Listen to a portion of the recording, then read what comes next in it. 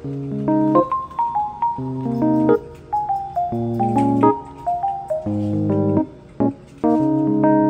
currently fixing my new rack. Ayan, nilagay ko na to kasi mahirap pang video nang hindi ko pa nilalagay yan. Ito, dito ko na lang muna siya nilagay. Wala pa kasi masyadong organizer na kung saan ko pwede ilagay yan. Kaya dyan muna. Yan to yung mga stabilo. Ito yung mga ball pens and highlighters ko na dati naman na nandyan na. And then, kinukuha ko muna lahat ng mga gamit dito para ililipat ko siya dito. Kasi marami pa akong ilalagay na mga pencil case dito sa area na to. For example, ito. Yan, lipat muna natin siya dito lahat. Ayan. Diba? And then, ano pa ba? Ito. Yung Cozilon na washable marker. Ito, sobrang laki nitong rack na to. As in, super duper laki niya. Mukha lang siya maliit sa video, pero malaki yan. As you can see, diba, nagkasya nga to. Pinasadya ko talaga yan ng kasya yan para hindi na ako magti-table. Sayang kasi yung space. Ayan, sobrang daming nalalagay. As in, pati ako kasya ako dito. Ayan. Ito, mga correction tape. So, ilalagay ko lang muna lahat dito para nakikita ko if anong mga lalagay ko. Diba? Tulad yan. Yan, hindi pa final yan. Nilalagay ko lang dyan. Ito naman yung stabilo na markers. Dito rin. Kasi usually lahat ng markers, dito ko na siya muna ilalagay. And meron akong Faber-Castell dito. Kasya yan dyan. O, diba? Tapos, another Cozilon na color pen. So, ito pa. Lagay ko siya dito sa mga ilalim nito para maayos natin. Ayun, nag-exam kasi ako kaya ganyan yung left. Ano? Oops! Ito, stabilo. Dito na lang siya kasi marker yan. Ayan. Tapos, ito, marker na to. And then,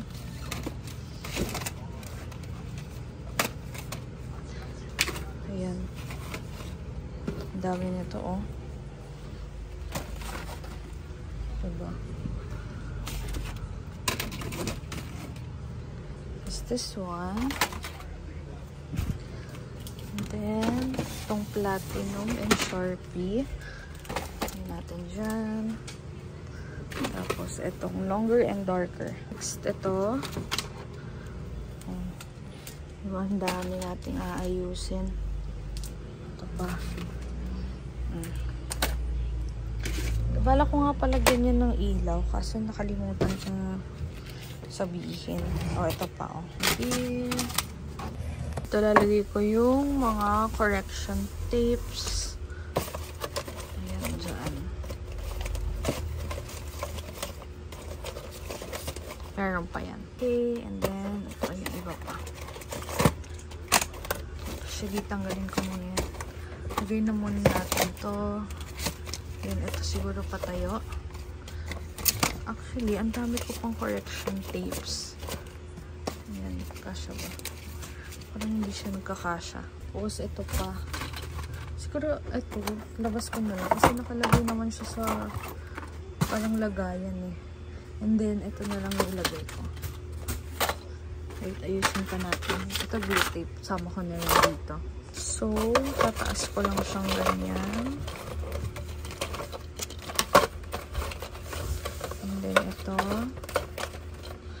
And then this one.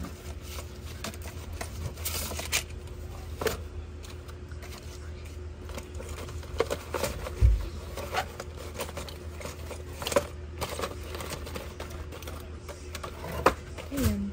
Ayan. Diyan na lang ito. And then, ito mga notepads. Lagyan natin dyan. Ito mga clips. Mga pens. Ito mga correction tape. Ito pag nakaganyan, no? Tama ba? Diba? Mas okay siya. Ito, ililikod ko to. Then, ayan. Mga notepads. Saka to. Ayan. Ganyan na lang siya. Actually, ganito na lang. Kasi meron pa pala ako dito mga notepads. Ito, lagay natin here. Diba? And ito, dito naman. Other one. Yan. Diba? Pwede rin siyang ganito. Para may malagay pa tayong ibang things dito. Hindi siya straight, kaya ganito na lang. Diba? Ang daming trial and error. Ayan siya ngayon. Ito yung mga pencil case lagay ko doon. Ito, puro pencil case tsaka mga organizer. So, maglagay na tayo ng mga pencil case. Sobrang dami mga pencil case na pinadala dito. Ayan. Thread nito. Click nito, diba? So, lagay natin siya here. Diba? Para marami tayong choices ng pencil cases. Ito. Itong blue dito. Ayan. Diyan yan. And then this one. Dito na lang. Kasya ba kaya to? Think hindi siya kakasya kasi marami. Ayan pa, dalawa pa to. Medyo bulky siya. So, kailangan kong i-move ito dito. Tapos, ito babalik ko sa taas kasi ayan, ganyan na siya.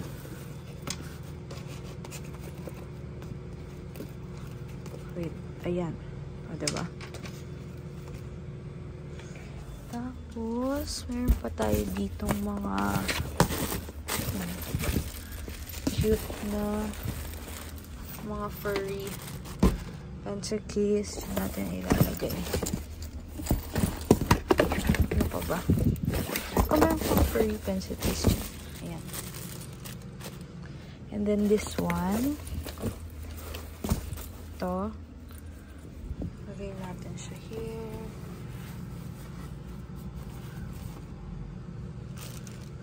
Ayan. Tapos marami pa ito eh. Ayan. Ito yung mga walang kapareho. Lagay natin siya dito. Tapos ito. Ito. Saka ito. This one, let's put it here. Lang ayaw maayos. Ayan na siya. Di pa rin tapos. Sobrang dami pang kailangan ayusin. Pero ganito na yung itsura niya. Ayan. Dun sa loob. Diba? Ganyan siya. Kailangan ko ng mga organizers kasi pag may kinuha ako dun sa likod, maghuhulugan lahat yan. Pero ayan. O, diba? Ang ganda na.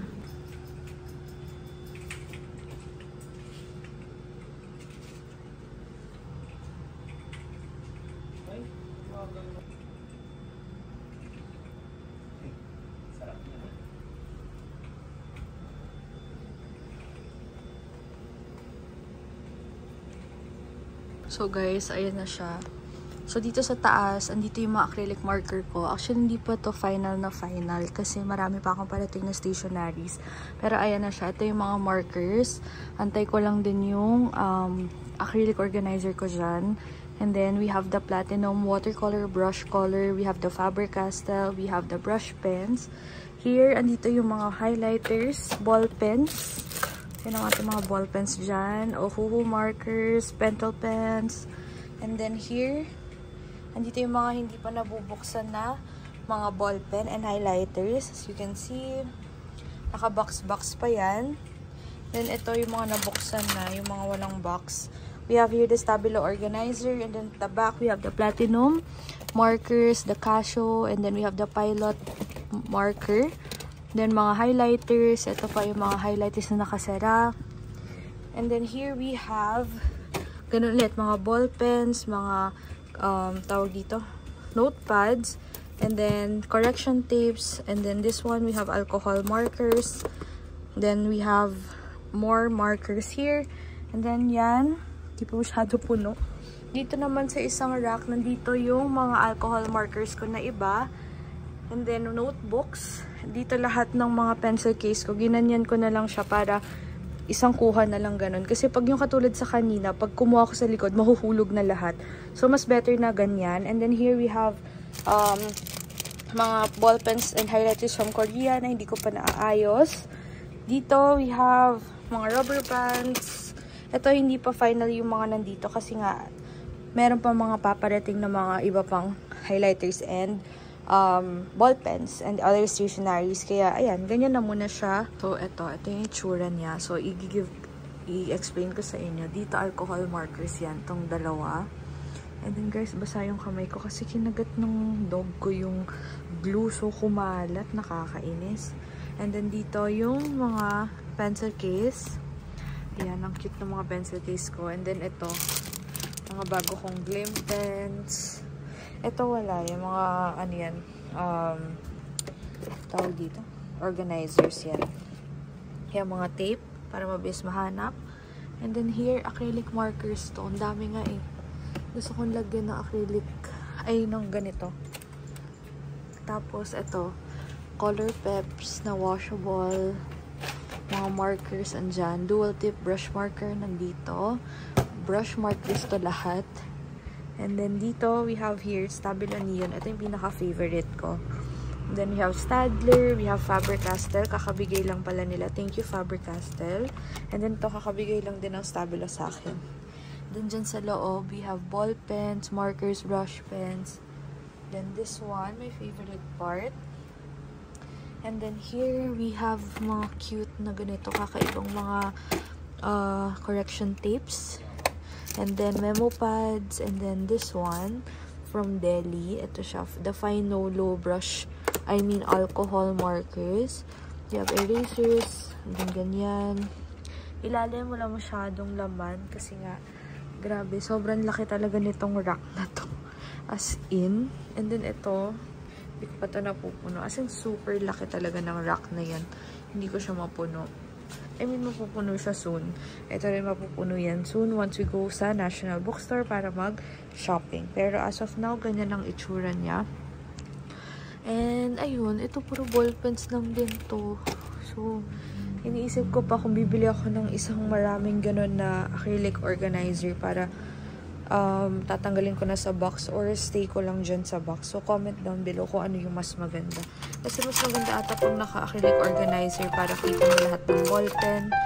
Pero ano guys, what do you guys think? Mas okay ba yung ganun? Ayun.